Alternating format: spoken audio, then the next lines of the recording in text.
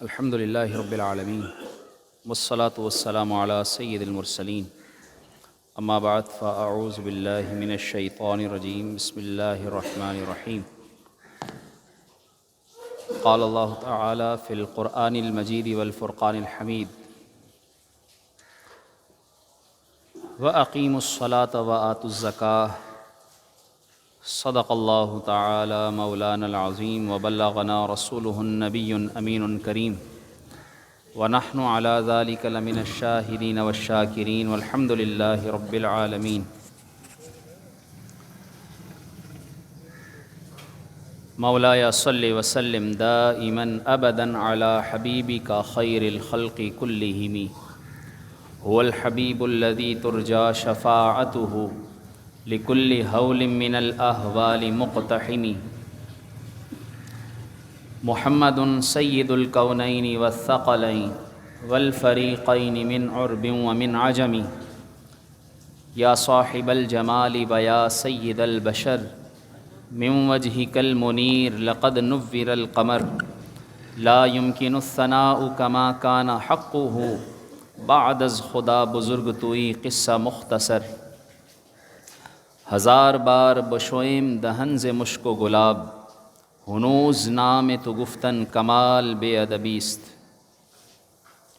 حمد و صلات کے بعد اللہ تبارک و تعالیٰ کا ہم شکر ادا کرتے ہیں کہ رب کریم نے ہمیں اپنے گھر میں حسب سابق حاضری کی سعادت بخشی، اور درود و سلام ہوں اللہ کے آخری نبی محمد عربی صلی اللہ تعالی علیہ وآلہ وسلم پر، اور آپ کی آل، آپ کے اصحاب، آپ کی ازواج، آپ کے اہل بیت اور صحابہ، تابعین، تبع تابعین، اولیاء کاملین، علماء راسخین، مجتہدین، مفسرین پر اللہ کی بے پناہ رحمتیں اور عنایتیں ہوں۔ آج 3 شعبان المعظم 1444 سنہ ہجری مطابق 24 فروری سن 2023 الحمدللہ تعالی اس مسجد میں آج میں 10واں جمعۃ المبارک کا خطاب کر رہا ہوں۔ پیارے نبی صلی اللہ تعالیٰ علیہ وآلہ وسلم پر درود و سلام پڑھنے کے بے شمار فضائل و برکات ہیں۔ آپ صلی اللہ علیہ وسلم نے ارشاد فرمایا، جو مجھ پر شب جمعہ یا روز جمعہ، جو رات گزری جمعہ کی دن سے پہلے والی رات، یہ شب جمعہ، اور آج جمعہ کا دن یہ روز جمعہ، آپ نے فرمایا جو شب جمعہ اور روز جمعہ یعنی دونوں اوقات میں 100 بار درود شریف پڑھے، اللہ تعالیٰ اس کی 100 حاجتیں پوری فرماتا ہے۔ 100 حاجتیں آپ صلی اللہ علیہ وسلم نے ارشاد فرمایا، اس میں سے 70 آخرت کی ہیں اور 30 دنیا کی۔ یعنی کتنی بڑی بات ہے کہ 100 بار درود شریف پڑھنے سے 100 حاجتیں پوری ہو جائیں۔ ہم کسی کی ایک ضرورت بھی پوری کر دیتے ہیں، یا کوئی ہماری ایک ضرورت بھی پوری کر دیتا ہے، تو ہم کتنا اس کو احسان کی نظروں سے دیکھتے ہیں کہ یہ میری ضرورت میں میرے کام آیا۔ اور اللہ رب العالمین جب آخرت کی 70 جب پوری فرمائے گا، وہ تو اس وقت معلوم ہوگا کہ وہاں کیا حاجتیں ہوں گی، لیکن دنیا کی بھی آپ دیکھیے کہ ہماری حاجات کہ اللہ رب العالمین درود پاک کی برکت سے 30 حاجتیں پوری فرما دے گا۔ ہماری حاجت کیا ہیں؟ رزق میں برکت، یہ ہماری ضرورت ہے، یہ ہماری حاجت ہے۔ بیماری سے شفا، یہ ہماری حاجت ہے۔ گھر میں برکت، یہ ہماری حاجت ہے۔ لڑائی جھگڑے سے امن، یہ ہماری حاجت ہے۔ ایسی 30 حاجتیں روز جمعہ اور شب جمعہ 100 بار درود شریف پڑھنے سے اللہ تعالیٰ پوری فرما دیتا ہے۔ اس لیے ہمیں چاہیے کہ ہم کثرت سے درود شریف پڑھنا اپنے معمول میں شامل کریں، اور خاص طور پر جمعرات کے دن، پھر جمعہ کی رات، پھر جمعہ کا دن، ان خاص ایام میں ضرور درود شریف معمول بنائیں، اور ضرور یاد دہانی سے درود شریف پڑھیں، انشاءاللہ اس کی برکتیں نصیب ہوں گی۔ ایک مرتبہ درود پاک پڑھ لیجیے۔ اللہم صلی علی سیدنا و مولانا محمد وعلی آل سیدنا و مولانا محمد وبارک وسلم وصلی علیہ۔ اللہ رب العالمین نے چونکہ ہم مسلمانوں پر بہت سی عبادات فرض فرمائی ہیں، جن عبادات کا ہم اچھی طرح علم رکھتے ہیں، مثلاً زکوٰۃ جو اللہ تعالیٰ نے مالداروں پر فرض فرمائی، روزے عاقل بالغ مقیم مسلمان مرد و عورت پر اللہ تعالیٰ نے فرض فرمائے، ایسے ہی حج اللہ تعالیٰ نے مالداروں پر فرض کیا۔ پھر اس کے علاوہ بہت سے قرآنی احکامات ہیں، سچ بولنا ہے، صلہ رحمی کرنا ہے، اور حلال کمانا ہے، اور بہت ساری عبادات جن کا اللہ تعالیٰ نے قرآن کریم میں حکم دیا کہ تم یہ کام کرو۔ لیکن ان تمام نیک کاموں، اچھے نیک اعمال اور عبادات میں سے صرف ایک نماز ایک ایسی عبادت ہے جس کا رب تعالیٰ نے خاص طور پر قرآن کریم میں ذکر فرمایا ہے۔ ویسے تو بھائی بہت ساری عبادات ہیں، بہت سارے احکامات ہیں اور جا بجا ہیں، لیکن کثرت سے جو ذکر ہوا، علماء فرماتے ہیں کہ 700 سے زائد مقامات پر نماز کا قرآن کریم میں ذکر فرمایا گیا ہے۔ اور دیکھیے کہ یہ نہ صرف ہم مسلمانوں پر فرض کی گئی ہے، بلکہ نماز کی اہمیت یوں سمجھ لیجئے کہ پچھلے انبیاء کے لیے بھی یہ عبادت رہی ہے۔ ہماری جو نماز فجر، نماز ظہر، عصر، مغرب، عشاء، پانچوں نمازیں ہیں، ان میں سے جو 4 نمازیں فجر تا مغرب یعنی سوائے عشاء کے، یہ پچھلے انبیاء کی یاد میں ہمیں عطا فرمائی گئی ہیں۔ علماء نے اس کی تحقیق بیان فرمائی۔ فجر آدم علیہ السلام کی جب توبہ قبول ہوئی، اس وقت وہ وقت فجر تھا اور آپ نے اللہ کی بارگاہ میں 2 رکعت ادا فرمائی۔ نماز ظہر جب حضرت عزیر علیہ السلام 100 سال اللہ کے حکم سے اس کی حکمت اور قدرت کے تحت سوئے رہے، 100 عام 100 سال، پھر اللہ تعالیٰ نے ان کو جب دوبارہ نیند سے بیدار فرمایا تو اللہ تعالیٰ نے اس وقت جب ان کو یہ بیداری عطا فرمائی، اس کے شکرانے میں آپ نے 4 رکعتیں ادا فرمائی، وہ وقت ظہر تھا۔ اور روایت میں آتا ہے کہ حضرت داؤد علیہ السلام نے نماز عصر ادا فرمائی اور عیسیٰ علیہ السلام نے نماز مغرب ادا فرمائی۔ تو علماء فرماتے ہیں کہ یہ وہ 4 نمازیں ہیں کہ جن کو اللہ تبارک و تعالیٰ نے امت محمدیہ پر ان انبیاء کی یاد میں فرض فرمایا ہے۔ تو یہ عبادت صرف اس امت کی ہی نہیں، پچھلے انبیاء کی بھی عبادت ہے۔ پھر آپ دیکھیے کہ نہ صرف انبیاء کی بلکہ فرشتوں کی بھی یہ عبادت ہے۔ کچھ فرشتے ایسے ہیں جو ہمہ وقت قیام میں ہیں، کچھ فرشتے ایسے ہیں جو رکوع میں ہیں، جو بعض سجدے میں ہی ہیں، بعض اتحیات میں ہی ہیں۔ تو یہ فرشتوں کی جو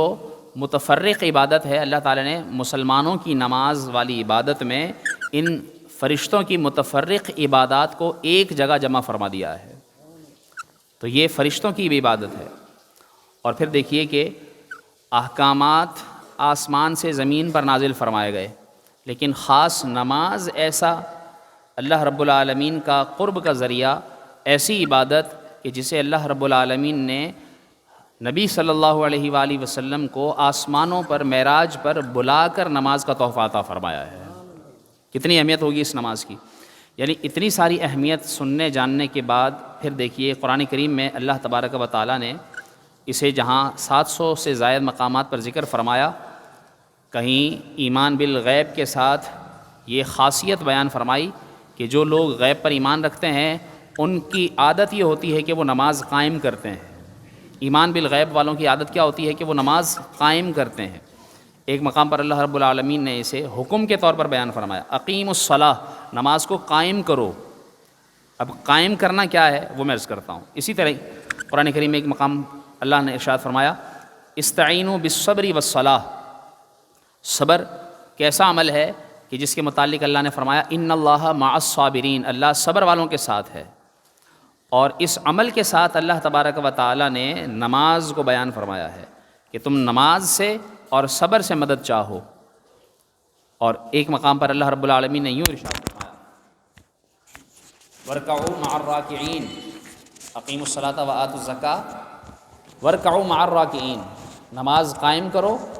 اور زکوٰۃ دو اور رکوع والوں کے ساتھ رکوع کیا کرو۔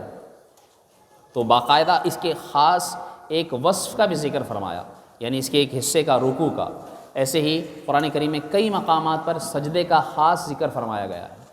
ایسے ہی قرآن کریم کے اندر نماز کے ہی اصل مطلب یعنی دعا کو قرآن کریم میں جا بجا بیان فرمایا گیا ہے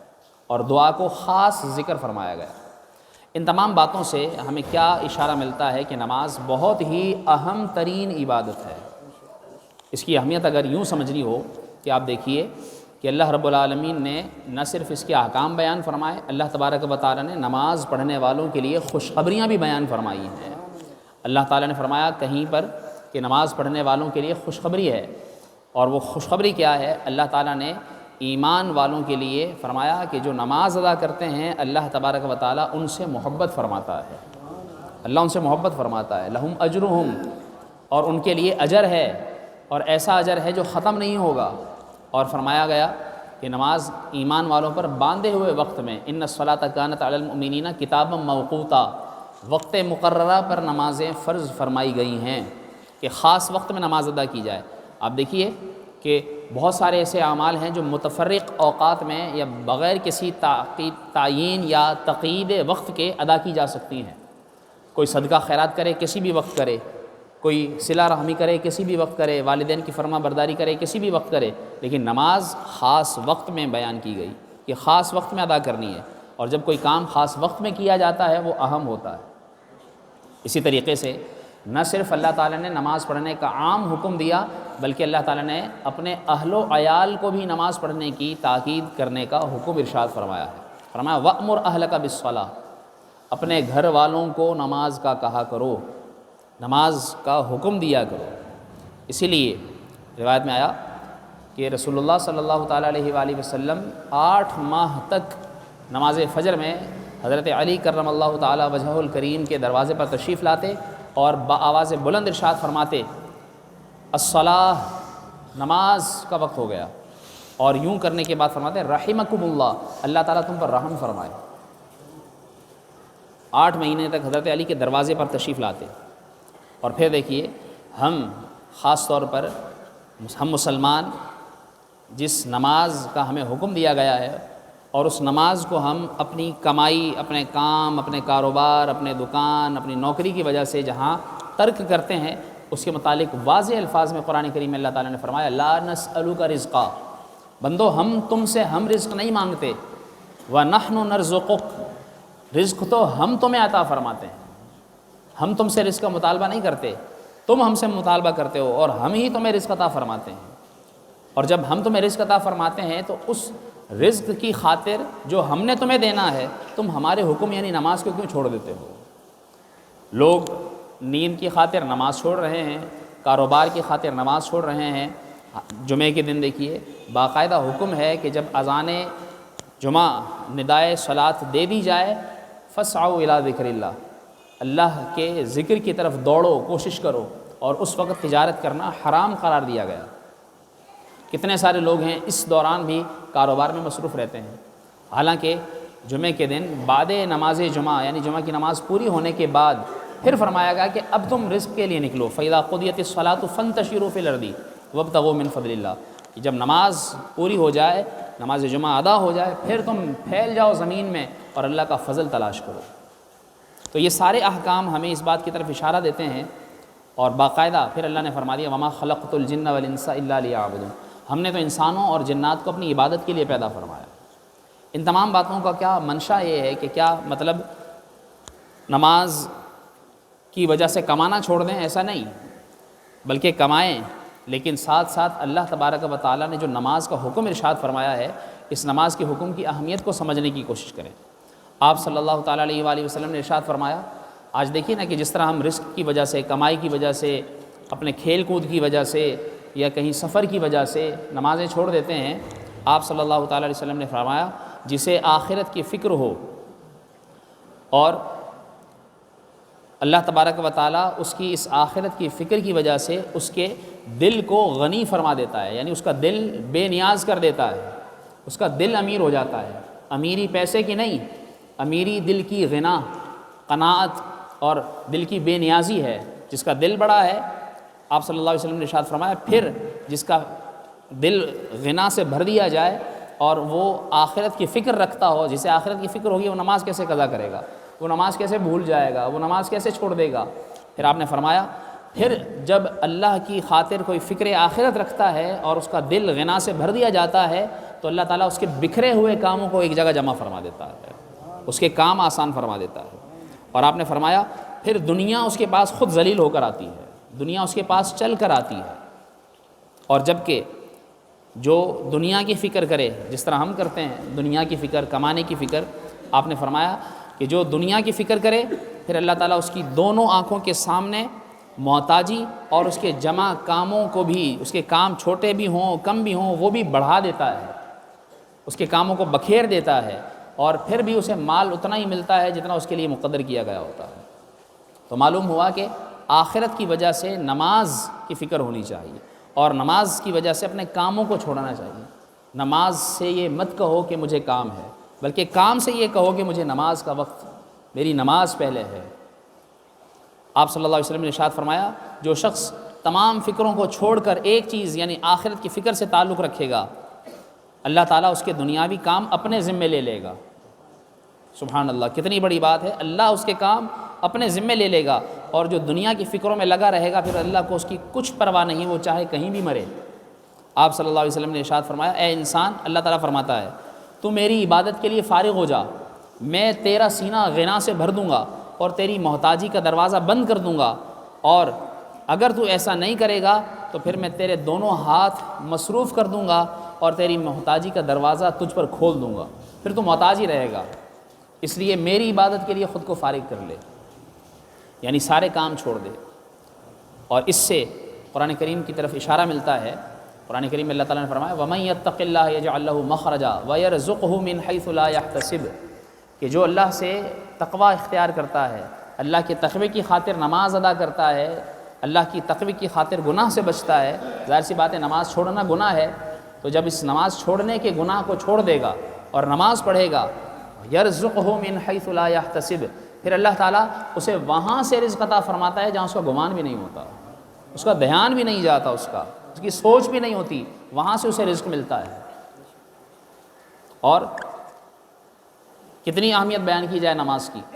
قیامت کے دن رسول اللہ صلی اللہ علیہ وسلم نے ارشاد فرمایا کہ سب سے پہلے نماز کا محاسبہ ہوگا، اگر نماز شرائط و ارکان کے ساتھ ادا کی گئی ہوگی تو شخص وہ نجات پائے گا، ورنہ اس کی پکڑ کی جائے گی۔ اب اتنی ساری باتیں سننے کے بعد آپ دیکھیے کہ آپ صلی اللہ تعالیٰ علیہ وآلہ وسلم نے واضح الفاظ میں قیامت کے دن سب سے پہلے سوال ہونا نماز کو بیان فرمایا، پھر اس کے متعلق فرمایا گیا کہ نماز کی اہمیت کو سمجھو، پھر نہ صرف خود نماز پڑھنے، اہل و عیال کو بھی نماز کا حکم دینے۔ اس لیے آپ صلی اللہ علیہ وسلم نے واضح الفاظ میں ارشاد فرمایا 7 سال کے بچے کو، اپنی اولاد کو نماز کا کہو، اور جب وہ 10 سال کا ہو جائے اسے مار کر نماز پڑھاؤ۔ ہم میں سے ہر ایک اپنے اوپر غور کرے، کیا میں نے کبھی اپنی اولاد کو نماز کی وجہ سے مارا؟ کوئی خوش نصیب ایسا ہوگا کہ جس نے اپنی اولاد کو نماز کی وجہ سے مارا ہو؟ نہیں ہوگا۔ ہاں، اس سے کبھی کوئی گھر میں گلاس ٹوٹ گیا ہو، اس وجہ سے ہو سکتا ہے اس کو مار دیا ہو، کبھی وہ ٹیوشن نہ گیا ہو، اسکول نہ گیا ہو، اس پر اس نے ہو سکتا ہے اس کو کبھی ڈانٹا ہو، اس نے اور کوئی غلط کام کر دیا اس پر ہو سکتا ہے اس نے اس کو مارا ہو، لیکن نماز اس نے کتنی چھوڑ دی، اس کو نماز آتی بھی ہے یا نہیں یہ بھی باپ کو نہیں معلوم۔ یہ حال ہو چکا ہے۔ آپ صلی اللہ تعالیٰ علیہ وآلہ وسلم نے فرمایا اپنے اہل کو، اہل میں اولاد بھی شامل اور پھر سب سے پہلے بیوی شامل۔ آپ صلی اللہ تعالیٰ علیہ وآلہ وسلم نے ارشاد فرمایا اللہ تعالیٰ اس مرد، اس شوہر پر رحم فرمائے کہ جو رات میں اٹھے اور رات میں اٹھ کر نماز ادا کرے، اور علماء بیان فرماتے ہیں کہ اس سے مراد نماز فجر ہے، کہ نماز فجر کے لیے اٹھے اور نماز ادا کرے اور پھر اپنی بیوی کو اٹھائے۔ جب کوئی اٹھ کر نماز خود ادا کرے اور پھر اپنی بیوی کو اٹھائے اور وہ نماز ادا کرے، اللہ تعالیٰ میاں بیوی کو رحمت کی نگاہ سے دیکھتا ہے، رحمت کی نگاہ سے دیکھتا ہے۔ کتنی بڑی بات۔ یہاں تک آپ نے فرمایا کہ اگر وہ اپنی زوجہ کو اٹھانے کے لیے اس کے منہ پر چھینٹیں مارے تو اللہ تبارک و تعالیٰ اس عمل سے بھی خوش ہوتا ہے۔ آج کوئی اس طرح کر دے اول تو اس کو سننے کو ملے کہ مجھے سوتے ہوئے تم نے اٹھایا کیسے، اور چھینٹیں مار دے تو پھر تو گھر میں قیامت آ جائے۔ اس کے برعکس بھی بیان فرمایا اسی طرح فرمایا وہ عورت کہ جو نماز کے لیے اٹھے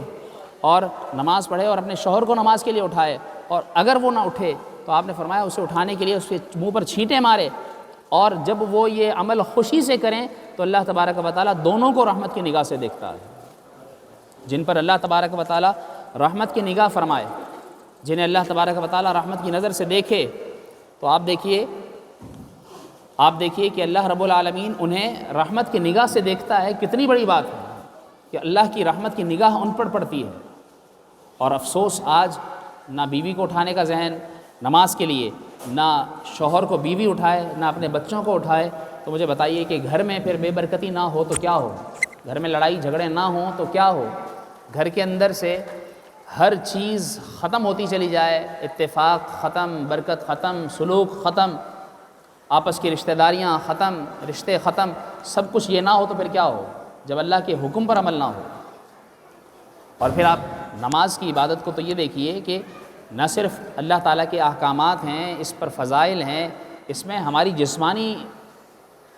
بہتری، جسمانی ورزش، جسمانی فائدے بھی ہیں۔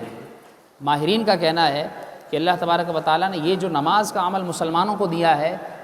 بڑے ماہرین جن میں سے فزیوتھراپسٹ وہ کہتے ہیں کہ مسلمانوں کا یہ عمل ایک مکمل جسمانی ورزش کے طور پر انہیں ادا کیا گیا ہے۔ مکمل جسمانی ورزش ہے کہ اس میں انسان دیکھیے کہ سردی گرمی میں ایک طرح سے پانی عموماً گرم ہوتا ہے اور سردی میں عموماً پانی ٹھنڈا ہوتا ہے۔ ہم اپنی سہولت کے لیے اگرچہ اسے ٹھنڈا یا گرم رکھتے ہیں۔ فرمایا گیا کہ جس طرح بتاتے ہیں کہ جب سردی میں ٹھنڈا پانی استعمال کرتا ہے انسان تو اس کے اعضاء متحرک رہتے ہیں، اس کے اعضاء جمنے سے پاک رہتے ہیں، اس کے اعضاء جم نہیں جاتے۔ اور فرمایا گیا کہ جب وہ حرکت دیتا ہے، اسی طرح ہاتھوں کو تکبیر کے لیے اٹھاتا ہے، پھر قیام میں کچھ دیر کھڑا ہوتا ہے، پھر رکوع میں جاتا ہے، جھکتا ہے، اس کی کمر پورا اس کا یہ اوپری حصہ، پھر جب سجدے میں جاتے ہوئے اور اٹھتے ہوئے اس کی ٹانگوں کی ورزش، اور پھر جب سجدے میں سر رکھتا ہے تو اس کا یہ عضو رئیس سر جب سجدے میں زمین پر جاتا ہے تو خون کا بہاؤ جو ویسے سر تک نہیں آتا، لیکن جب سجدے میں جاتا ہے تو خون کا بہاؤ اس کے سر تک پہنچتا ہے، اور اس طرح اس کا پورا جسم جو ہے وہ نظام اس کا خون کے دورانیے کا جو اس کا بلڈ پریشر ہے۔ آپ دیکھیے حکمتیں، نماز کی حکمتیں سمجھیے۔ سائنسی طور پر بھی علماء بیان کرتے ہیں کہ فجر کی نماز میں 4 رکعتیں، پھر ظہر میں 12 زیادہ رکعتیں ظہر میں، اور زیادہ رکعتیں یا تو عشاء میں۔ کیونکہ عموماً یہ 2 اوقات کھانے کے ہوتے ہیں، اور فجر کے میں چونکہ عموماً لوگ نہیں کھاتے تو اس میں کم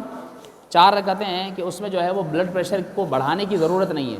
لیکن جب ظہر میں 12 رکعتیں تو عموماً وہ وقت کھانے کا ہوتا ہے، لوگ اس سے عموماً اس وقت سے پہلے کھا چکے ہوتے ہیں،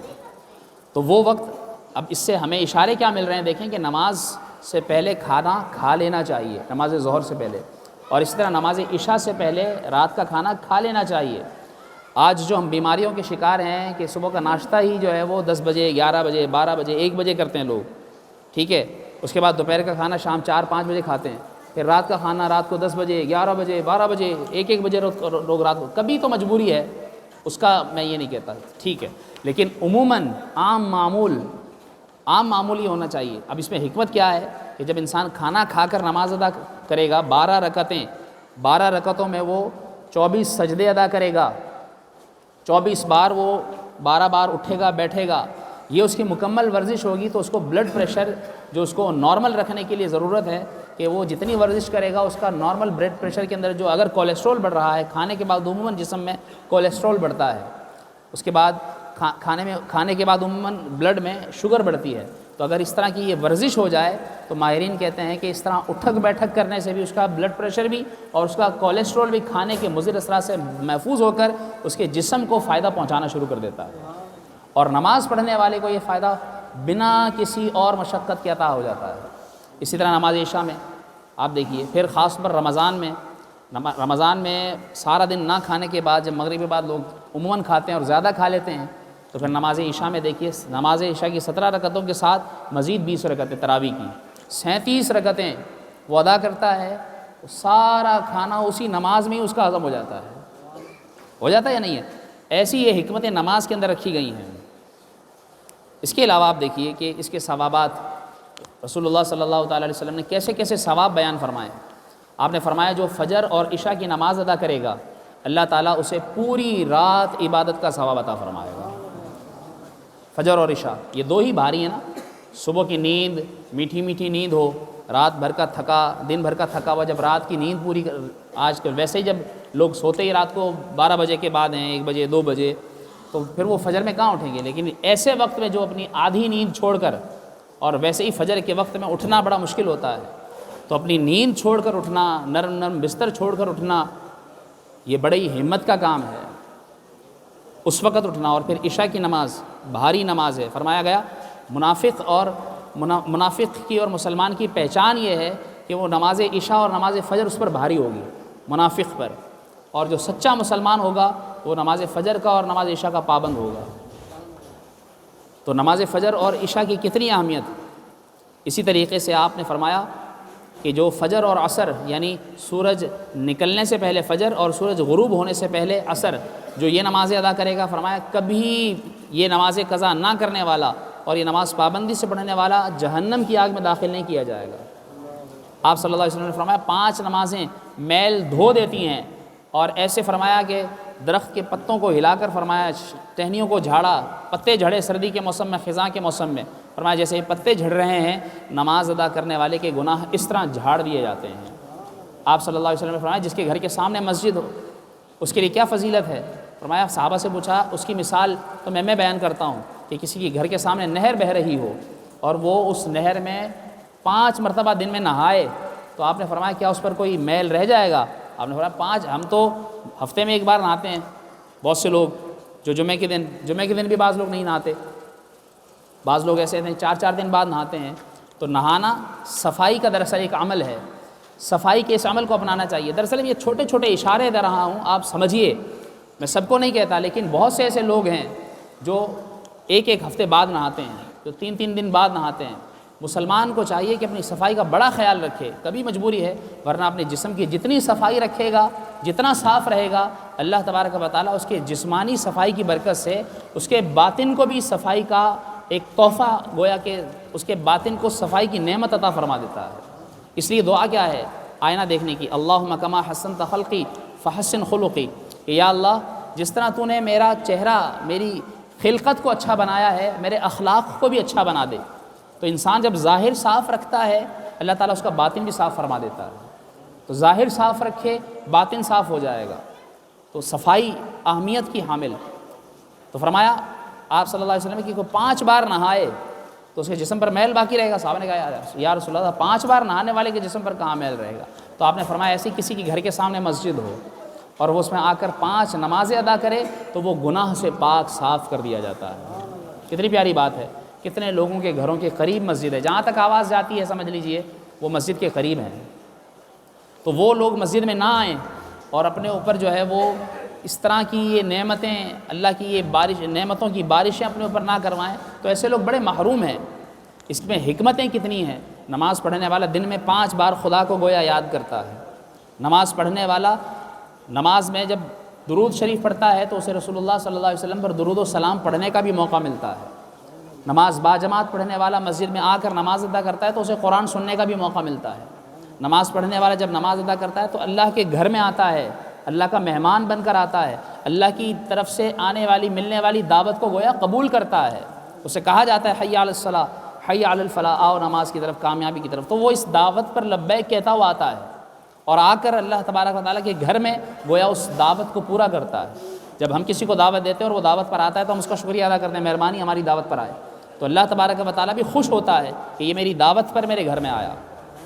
پھر جب نماز کے لیے نکلتا ہے تو راستے میں کسی فقیر کو دیکھے گا، کسی غریب کو دیکھے گا، اس کی مدد کرنے کا ذہن بنے گا۔ مسجد میں آئے گا اور مسجد میں نیک لوگ ہی اس کو نظر آئیں گے۔ عموماً مسجد میں آنے والے افراد جن کو اللہ تبارک و تعالیٰ نیکی پر استقامت دیتا ہے تو اللہ تعالیٰ اسے مسجد میں آنے کی برکت سے نیک لوگوں کی زیارت کا بھی تحفہ عطا فرماتا ہے۔ اور فرمایا گیا کہ جو مسجد کو دیکھے اور رسول اللہ صلی اللہ علیہ وسلم پر درود شریف پڑھے، دنیا کے اندر جتنی مسجدیں ہیں ہر مسجد کے بدلے اسے ثواب عطا فرمایا جاتا ہے۔ یہ برکتیں اس کو نماز پڑھنے کی برکت سے ملتی ہیں۔ مسجد میں آئے، پھر وہ گھر سے نکلتا ہے، اپنا کام چھوڑتا ہے، اپنے گھر والوں کو چھوڑتا ہے، کس کی خاطر؟ اللہ کی خاطر۔ اللہ کتنا خوش ہوگا۔ ہم کسی کو اپنا وقت دیں اور اپنا کام اپنا گھر چھوڑ کر اس کا ساتھ دیں، وہ کہتا ہے میری خاطر اس نے اتنا کیا۔ اللہ تعالیٰ کتنا خوش ہوتا ہے کہ یہ میری خاطر اپنا گھر بار چھوڑتا ہے اور مختلف وقتوں میں نکلتا ہے، اور پھر اللہ تبارک و تعالیٰ کی خاطر جب نکلتا ہے، جب مسجد میں آ کر صف میں کھڑا ہوتا ہے تو ہر امیر و غریب جب برابر کھڑا ہوتا ہے تو اس کے دل سے اللہ تعالیٰ تکبر دور فرما دیتا ہے کہ سب کے ساتھ وہ کھڑا ہے برابر۔ پھر کوئی اونچ نیچ، کوئی فرقہ، کوئی ذات پات، کوئی امیری غریبی، کوئی کسی قسم کی فضیلت، ساری پیچھے رہ جاتی ہیں، سب کے ساتھ آ کر صف میں جڑ جاتا ہے اور سب کے ساتھ آ کر گویا وہ اللہ کی بارگاہ میں عاجزی و انکساری کا مظاہرہ کرتا ہے۔ اس کو یہ فائدہ نصیب ہوتا ہے۔ پھر جب گھر سے نکلتا ہے تو اس کے گھر میں جب گھر سے آئے گا، ظاہر ہے گھر والوں کو پتہ ہوگا نماز پڑھنے، تو گھر والوں کو بھی پتہ چلتا ہے کہ یہ نماز پڑھنے گیا ہے، ان کو بھی توفیق ملتی ہے، ان کو بھی ترغیب ملتی ہے کہ ہاں ہمیں بھی نماز پڑھنی چاہیے۔ پھر وہ دعا میں شامل ہوتا ہے، دعا میں شامل ہونے کے ساتھ ساتھ اسے مسلمانوں کے قرب کا ایک ان کے پاس ان کے قریب بیٹھنے کا موقع ملتا ہے۔ یہ ساری برکتیں اسے نماز کی وجہ سے ملتی ہیں، اور یہ نماز کی ساری برکات حاصل کرنے کے لیے جب مسلمان مسجد میں آتا ہے تو اللہ تبارک و تعالیٰ اسے یہ ساری برکتیں عطا فرماتا ہے۔ اس لیے نماز کی بڑی اہمیت، نماز کے بڑے فضائل، نہ تو اس کے متعلق میں نے کوئی آپ کو واقعات سنا ہے، اور پھر نماز کے متعلق پھر آپ دیکھیے نماز جب انسان ادا کرتا ہے خشوع و خضوع کے ساتھ، ثنا پڑھنے سے لے کر سورہ فاتحہ، پھر سورت، پھر تسبیحات کے ساتھ ساتھ پھر وہ التحیات، پھر درود شریف، پھر دعا، نماز وطر میں دعائے قنوت پڑھتا ہے، اس کی پوری ایک لاجک آپ کے سامنے بیان کی جائے تو آپ حیران رہ جائیں کہ مسلمان نماز کے اندر کیا کچھ کہتا سنتا ہے، کیا کچھ اس کو سمجھنا چاہیے، کیا کچھ اس کو برکتیں حاصل کرنی چاہیے، لیکن افسوس ہم نماز سے دور ہیں۔ تو یہ آج کی اس خطبے میں آپ کو دعوت فکر ہے، دعوت نماز ہے کہ آپ خدا را نماز کی پابندی کیجیے۔ اگر کوئی نماز ادا نہیں کرتا، صرف جمعے کی نماز فرض نہیں ہے، ہم پر 5 نمازیں فرض ہیں، جمعے کی طرح 5 نمازیں فرض ہیں۔ 5 نمازیں با جماعت مسجد میں ادا کیجیے، اپنے گھر والوں کو نماز کی تلقین کیجیے، اپنے بچوں کو نماز کا کہیے، انشاءاللہ آپ دیکھیں گے اس کی برکتیں نصیب ہوں گی۔ اللہ تعالیٰ ہم سب کو پابندی سے نماز ادا کرنے کی توفیق عطا فرمائے۔